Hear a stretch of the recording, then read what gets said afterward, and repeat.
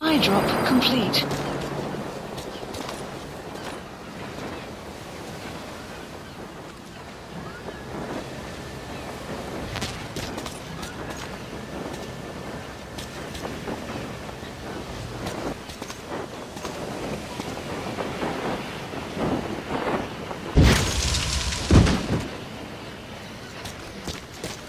And there it is. Not sure what it's good for, but Miller said you know what to do.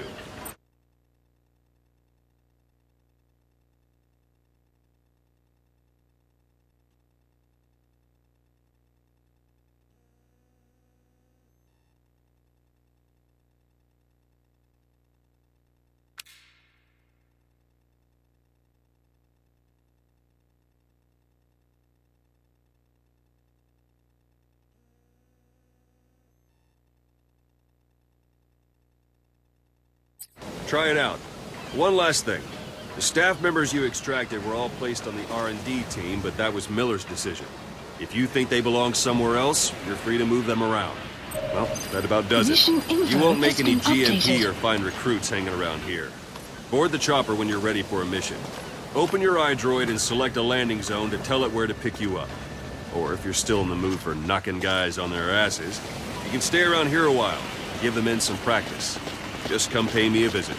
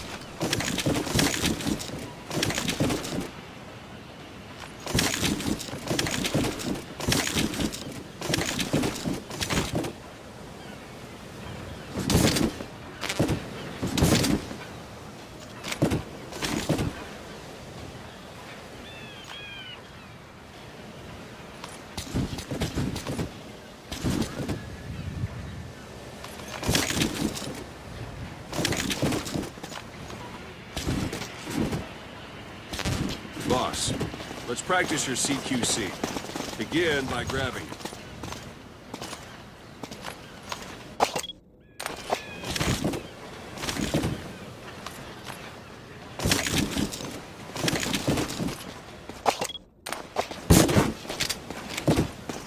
Don't pull any punches.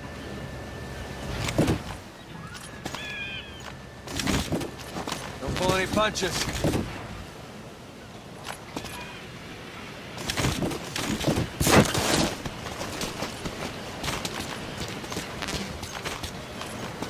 Don't pull any punches.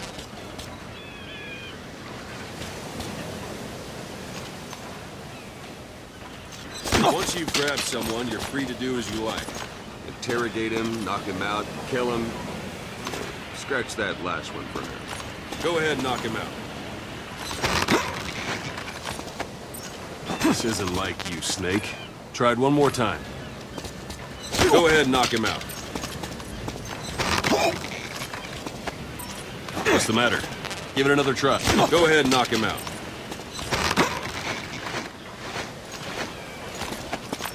Not quite. Go ahead and knock him out.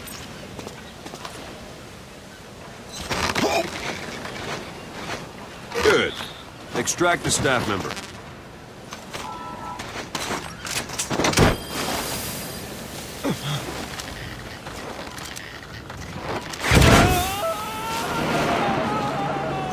Extraction Now for fist arrived fight. at Mother Base. Strike an adversary repeatedly to knock him out. He'll stay unconscious for longer than if you throw him.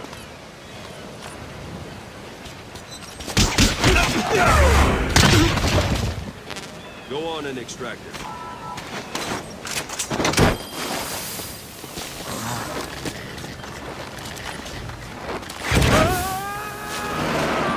Don't pull any punches. Extraction Starting to feel like yourself arrived at again? Mother Base. The rest will fall into place with some time in the field. Go ahead and call the chopper from your iPhone.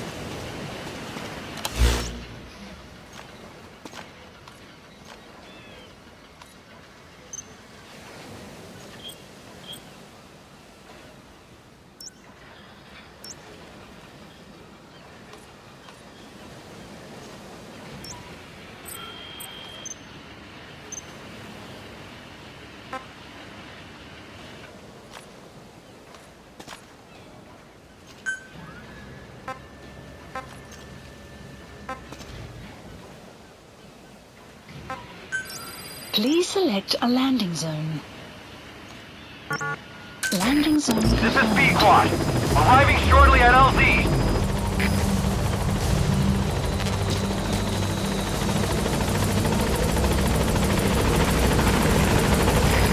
This is B-Quad. On station at LZ.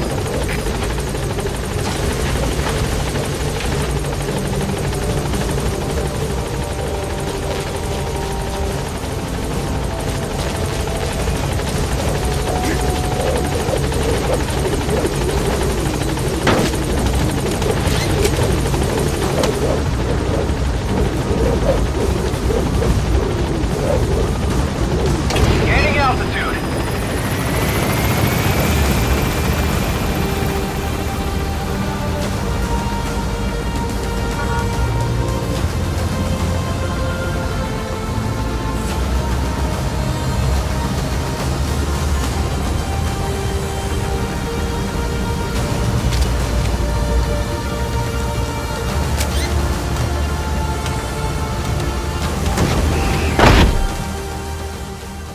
Extraction arrived at Mother Base.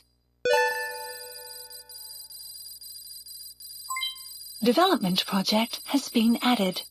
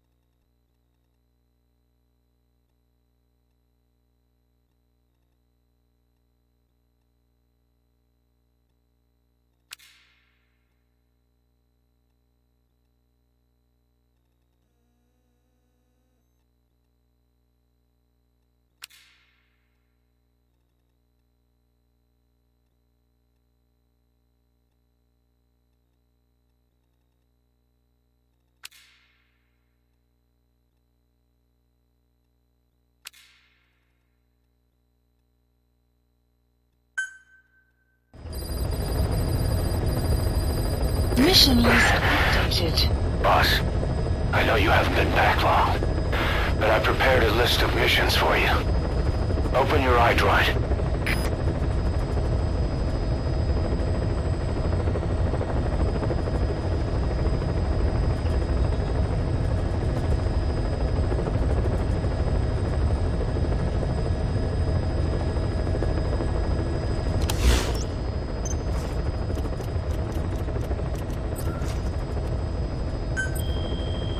Please select a mission. I've taken the job offers Diamond Dogs has received and made a list of those I want you to consider. Which ones you accept is your call. The objectives of the missions I've added are prisoner rescue, facility sabotage, and high-value target elimination. Probably all a walk in the park for you, but they should help you get back on your feet. I put the mission details on a cassette tape. Refer to it if you decide to accept the mission. We'll receive GMP for completing missions, and extracting soldiers and prisoners will boost our ranks. Building up Mother Base is the first step to achieving our goal. If that means wet work, so be it. We're gonna have to get our hands dirty. I hope you're rested up, because we're not stopping. Not until the pain is gone. The future of Diamond Dogs is in your hands. We're counting on you, boss.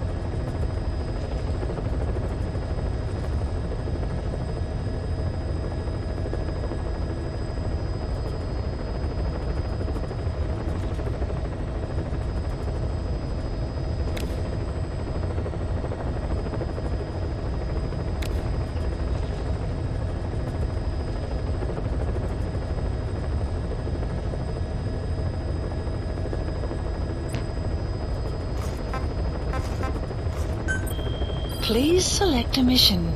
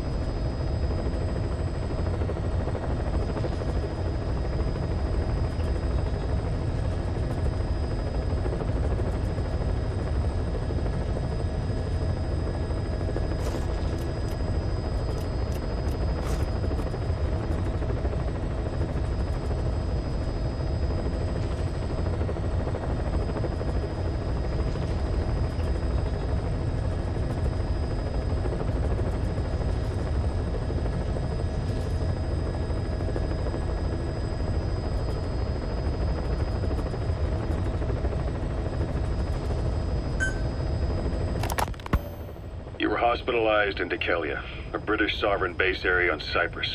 It's part of British overseas territory that falls outside of Cypriot jurisdiction. You got moved from Cuba's Little America right into Cyprus's Little Britain. Why Dikelia? The UK and the US remain close allies. The last place Cypher would think to look for you is inside their own system.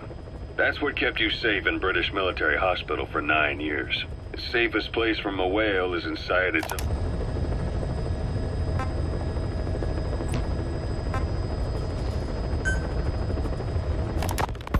Ocelot. I hear they started calling you Shalashaska in Afghanistan. What's that about? You know the term Sharashka? It's slang for a suspicious, hastily thrown together organization. The word became associated with a type of forced labor facility in the Soviet Gulag system. OKB scientists and engineers who'd been convicted of crimes were sent to a Sharashka for forced R&D. The Sharashkas were supervised by Lavrenti Beria of the NKVD, the secret police, under the official name 4th Special Department. Forced research? That's not very different from what we do here. Diamond Dogs is different. Everyone here believes in you. Regardless of where they came from or why they're here, they revere you. And they're fighting because it was their choice. And if it wasn't, they'd leave? Who knows? That's our reality here, whether it's real or not. If there's another truth, I don't want to know it. All that matters is that's the concept that's taken shape in their heads. The traces of a group ideology, our superstructure, to put it in Marxist terms. All right. Go on. Right. So anyway, at some point the enemy started calling me Sharashka. This was after the war in Afghanistan broke out. While I was keeping an eye on you in that hospital, I was also heading up interrogations here. The men I broke gave up their comrades and families, everything they wanted to protect them most. No real cause for it. I just let myself get caught up in the old Russian pride. And suddenly I received the honor of becoming Special Interrogation Advisor to the forced labor camps. But the more men I interrogated, the more people saw me as just that, the interrogator. It helped cover my real objective of keeping you safe. You went that far for me? Far enough to keep you alive. I ended up being pretty well known among the Afghan guerrillas. Some of them would have seen me on the battlefield, and that's how I got the second half of the name. Shashka. It's a sword, a type of saber from the Caucasus. Russian dragoons and Cossacks carried them into battle. Now, the Russian Empire had a general by the name of Fyodor Arturovich Keller. His bravery earned him the nickname Russia's Greatest Shashka. Someone must have known about that, because somewhere along the line, Shashka got stuck on the end of Sharashka. The guerrillas were using the name amongst themselves, and by the time I got to hearing about it, pronunciation had wound up as Shalashashka. So, half Gulag, half Hero Sword. It was a perfect fit. But you see how rumors and ideas about people can get out of hand fast. Once you create a character and put it out there in public mind, it warps and twists with every baseless rumor. And before you know it, all people see are phantoms. In my case, it works out just fine. I'm plenty used to working under aliases.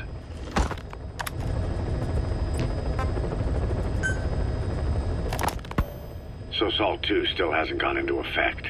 That treaty was drawn up to limit not just the size of the U.S. and Soviet Union's nuclear arsenals, but also their delivery systems. The whole deal. Just when we thought all those years of negotiations had paid off, somebody decides to invade Afghanistan. The timing couldn't have been worse. The president was in the middle of the SALT II talks back then. You mean while you were busy trying to stop Peace Walker? I heard. President Ford was meeting with the General Secretary in Vladivostok. In his absence, the political brass in America detected what they didn't realize was false nuclear launch data from Peace Walker, and were on the verge of ordering a retaliatory nuclear strike. Coleman's big idea? Humans are incapable of destroying themselves. Turns out he never knew what humans are capable of. If that AI, the boss, hadn't found a way to stop the fake data transmission, they probably would have gone ahead with the launch. Deterrence was revealed as the pipe dream it was.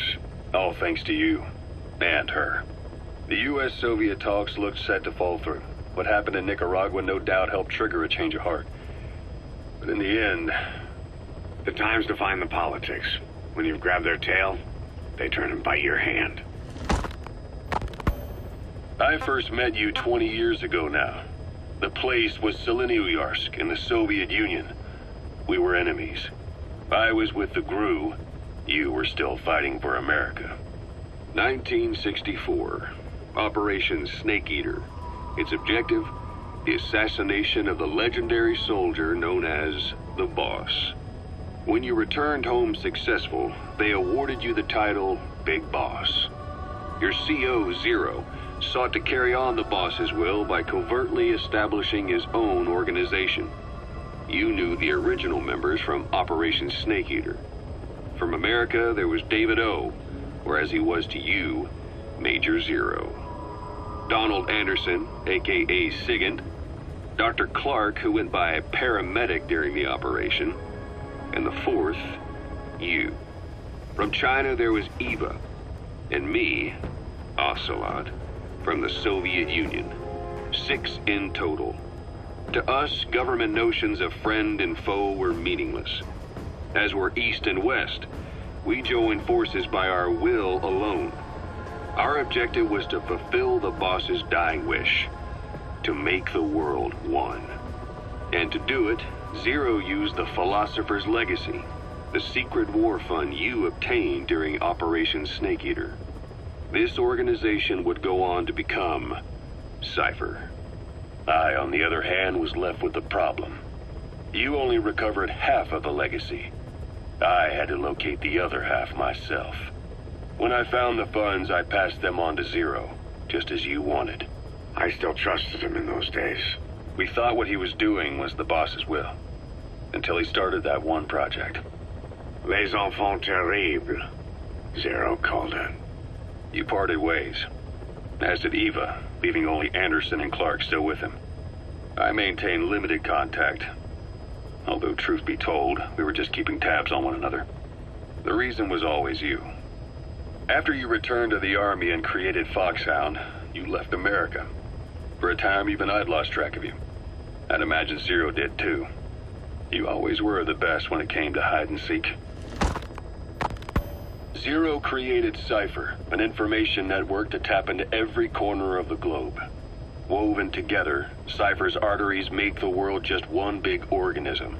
And that's not all. It also monitors the thorn in Zero's side. That's you, tracking your coordinates wherever you might go. The further you strayed from your roots, the larger Zero became.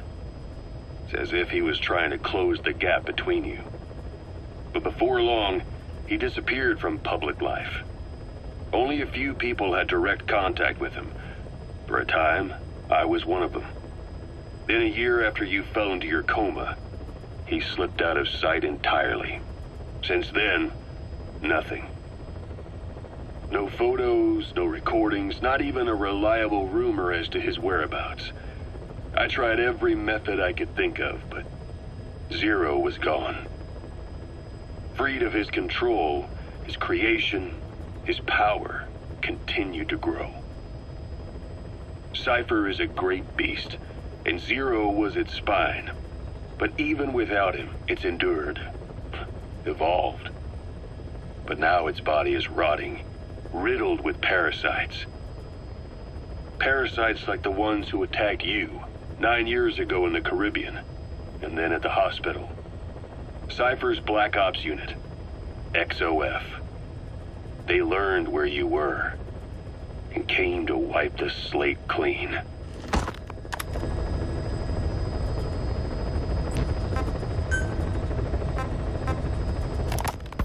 Christmas Eve, 1979. The Soviet Union rolled into Afghanistan. Muslims had revolted against the Soviet-friendly regime established the year before.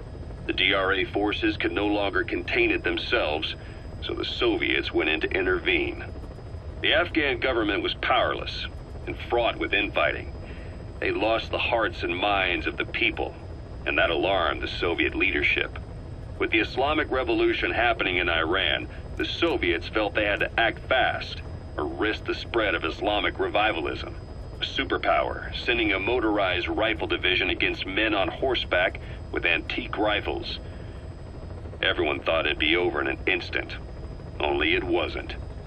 Some Muslims made their fight a jihad, a holy war, and began a guerrilla campaign on all fronts. A war of attrition. These fighters call themselves Mujahideen. They're being supported by the West through Pakistan. That's why Miller was involved. He was training them near the Zero Line, sponsored by the CIA. The war has become a nightmare for the Soviet troops stationed here. They thought they'd be headed home in 6 months at the most. Then a year passed. 2 years. Now here we are 4 years on with no exit in sight. Afghanistan has become the Soviet Union's Vietnam. The Soviet troops on the ground want to go home, but at least they have homes to go back to. The Afghans have lost theirs. The Soviets destroy the kishlaks, villages, wherever they can. They burn down homes and fields, fill in wells, turn pastures into minefields. It's created a mass of refugees who fled to Pakistan. If the Mujahideen are fish swimming around the villages, the Soviets will go so far as to dry out their ocean. But this has had a big price. There's bitter resentment among the Afghans, and they're taking out their anger on the soldiers on the front lines. Among the Mujahideen are the Pashtun people. They're fiercely devoted to their code of Badal, or revenge. Soviets they've captured have had their hands, feet, and noses cut off before being left to die at the side of the road, just to show their comrades what they're capable of. Friendlies who come across them can do nothing but put them out of their misery. Then they burn down another village in retaliation. And the cycle of vengeance goes on.